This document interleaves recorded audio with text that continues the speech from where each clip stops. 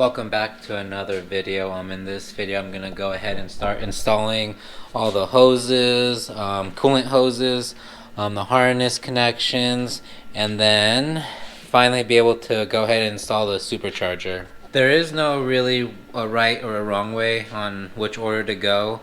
I'm gonna go ahead and start from the driver's side, work my way around, and then end up here on the passenger side, and then anything that's below. When it comes to the driver's side, you got pretty much the only hoses they can connect so far are the two hoses right here for your that come off the water pump, and also your coolant hose that comes off right here. And that's as far as the coolant goes that can be connected. And you have another hose coolant right here, but that goes to your radiator heat exchanger. I can't install that just yet because I still, have to install it. And then you got three hoses that's left, and that's pretty much for your power steering. So this big clunky one, this will go to the power steering hose that connects down right here. And then these two right here are for also the power steering, but that goes off to like little heat exchanger that eventually that will get connected once I have the front radiator mount or the front support installed.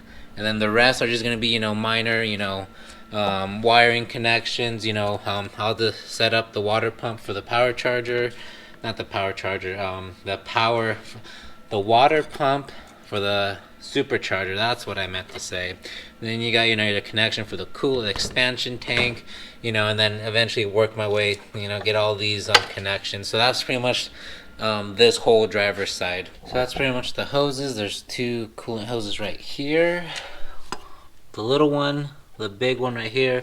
This one is for the radiator when it's time to do that. Like I said before, the two power steering for the heat exchanger is good. That's connected. And one thing I forgot to mention is AC compressor, this connection right here. So this one's still yet to be connected. There's another hose that will be installed later. Got all the connections here. The connection for the expansion tank. Next, I'm gonna go ahead and show you the connections for the ECU, for the ECU box. This little air hose is for my boost gauge. So you're gonna have four connections. You have the red, tan, white, and black, and you have a red wire right here. That is actually a ground, so I already went ahead and connected that.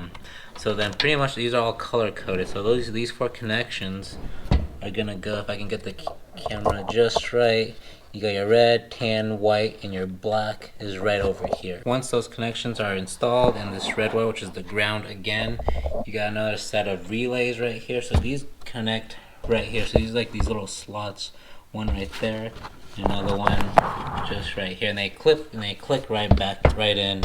So these are your relays.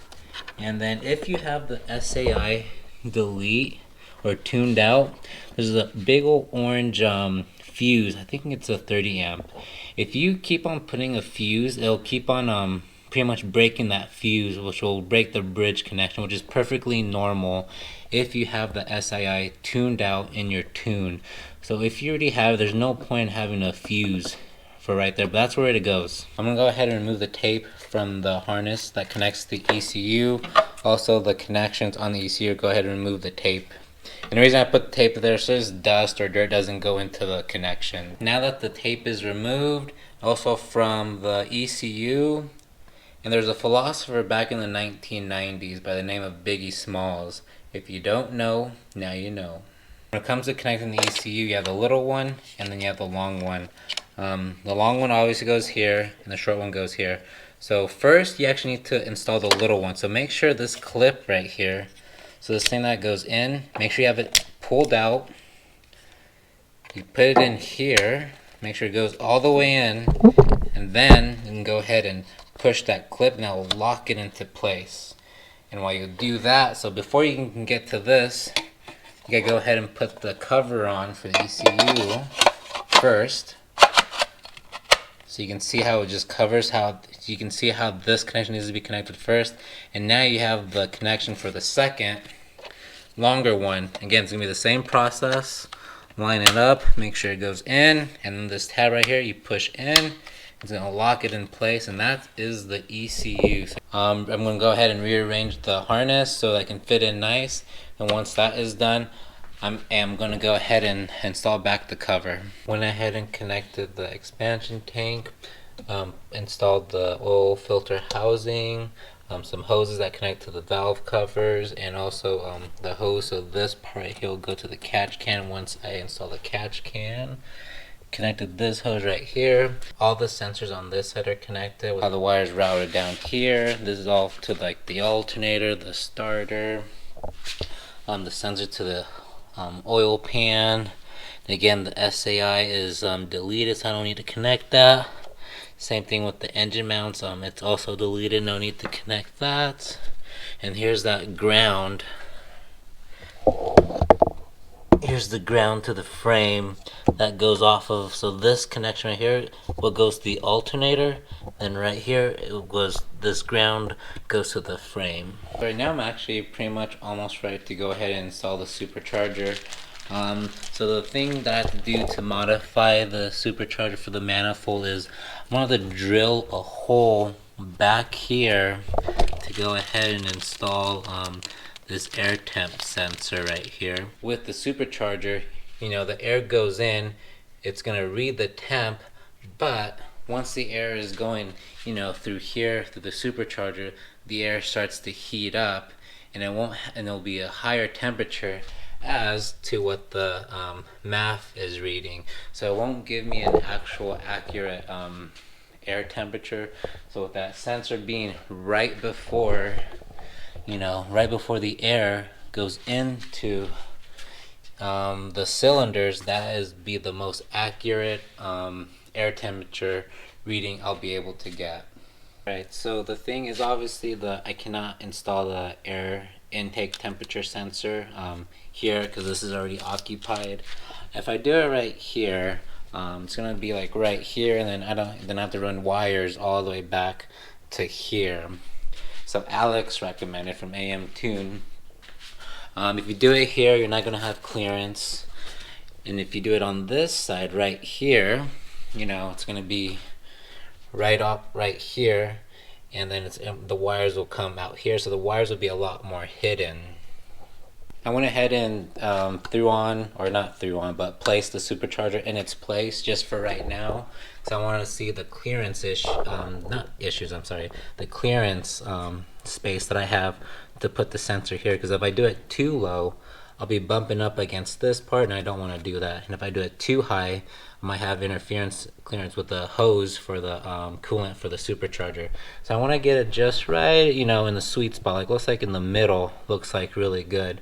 Just looking at it like this is pretty sweet, just to finally see the supercharger back onto the new engine. But right now it's only temporary because I have to dismount it, to drill a hole back there. And yes, I still got a few more things to do before I can fully install this back in. Went ahead and marked it with a Sharpie where I'm gonna drill the hole. What I am going to do is very, very critical, because it's definitely a make it or break it kind of a thing, because what I'm about to do, there's only 0% chance for error, because if I were to mess up, it's not like I can go to the store and pick up one of these and do it again. So I want to get it right the first time only, not the second time or the third time, and so on. I am going to go ahead and start off with small drill bits, and then obviously work my way up to get to the correct size needed for this threads. Here's the moment of truth. Make sure it's going the right way first. Okay, yes. I wanted to make sure it's turning the right way. I'm centered where I need to be. And, oh, wish me luck. Here we go.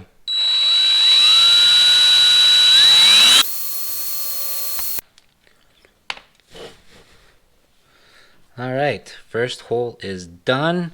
I'm going to go ahead and check underneath, see if how much shrapnel is. I'm gonna go ahead and try to do my best cleaning it after every hole size I go up. So I'm gonna do my best to go ahead and vacuum every shave. It might be a little over excessive, but you know, I don't want to have shrapnel shards or shrapnel whatever going inside the cylinder walls, because I already had water going in once, and you know how that turned out.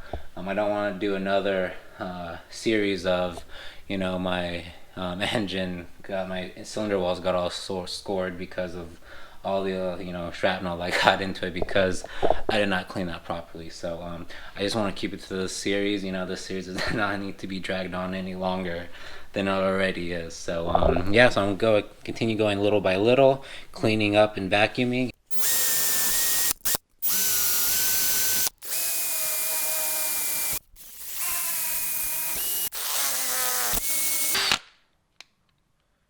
There it is. It's finally tapped. The tap that I used was a M12 by 1.5, and that's the same thread pitch for the AIT sensor. And I went ahead and went to the hardware store and I purchased this O-ring right here. So this, will be able to seal, make that little seal so that no air comes out. Go ahead and remove the tape. Put in the gaskets.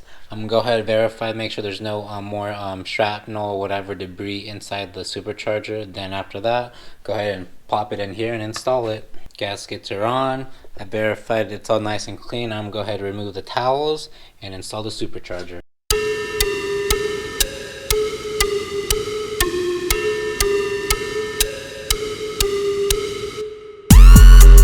Got the bolts all torqued to spec. I'm going ahead and install the little air intake temperature sensor, and so obviously I'm going to have to splice to make the wires longer to reach to over in this area. But so far it's looking pretty good. It's another day and I have done quite a bit of work since the last time I recorded. So just a quick update. I did go ahead and install the fuel rail with the new 1000cc fuel injectors, connected the harness for the fuel injectors, connected all the sensors, whatnot on this side. With the fuel rail, I installed the catch can, so it's routed, so the same route is the same as before. Installed the throttle body, and right here I have the air intake. So this is going to be pretty much how the new air intake is going to sit now. Before, the air filter actually sat right around right here, and that's the whole reason why I got myself into this whole mess, was because it sucked up water when I was right here when it was raining that day, and that's how I got hydro locked. So the new location is as is right now. So right now it's not a permanent right now. I just installed it for the time being to have a little test fit, because right now I'm cutting up some cardboard boxes.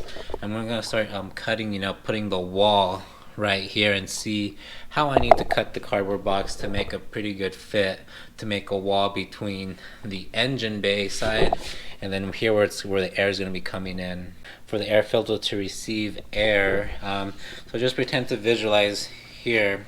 So right here I have that little air funnel that sits right behind the passenger side fog light. So what happens is the air will come in through here, and then right here, I don't know how I'm going to attach it just yet, but once the time gets there, I'll figure out a way. I'm going to put like a little duct here that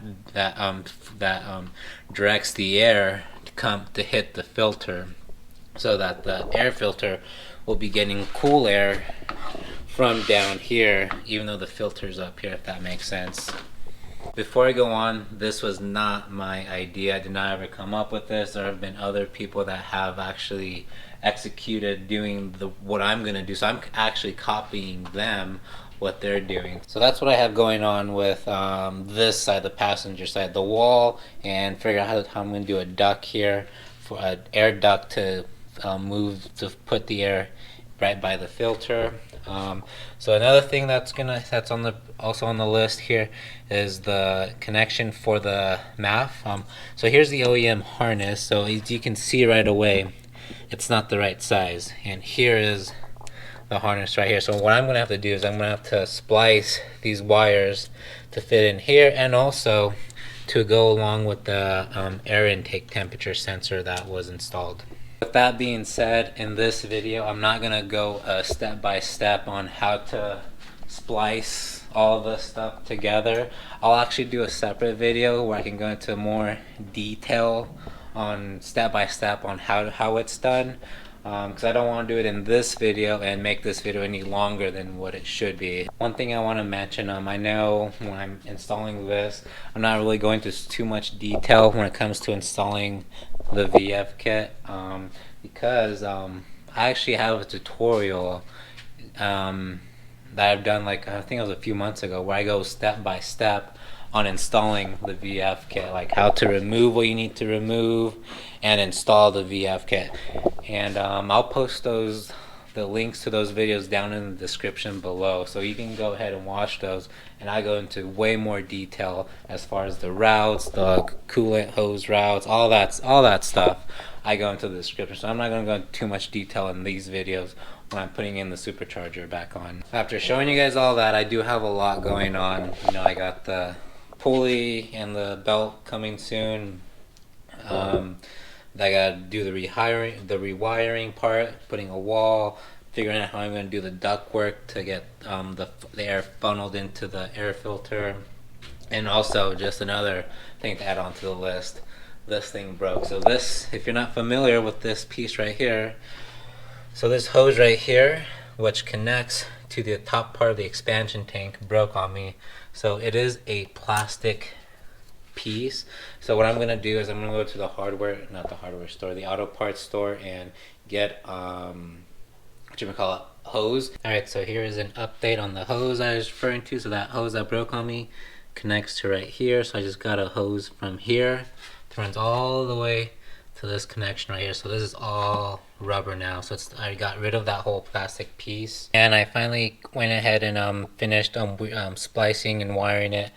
The new harness to the new MAF sensor, and again I made a tutorial video on this, and I'll post a link down in the description. So that's what I got going on so far. But as far as progress with the car, it's kind of a little bit of a standstill right now until I get the supercharger and when the belt comes in. With all that stuff said, I think that's the only thing I can really do for right now in this video. And hopefully you guys enjoy this video, and thanks for watching. Have a good one.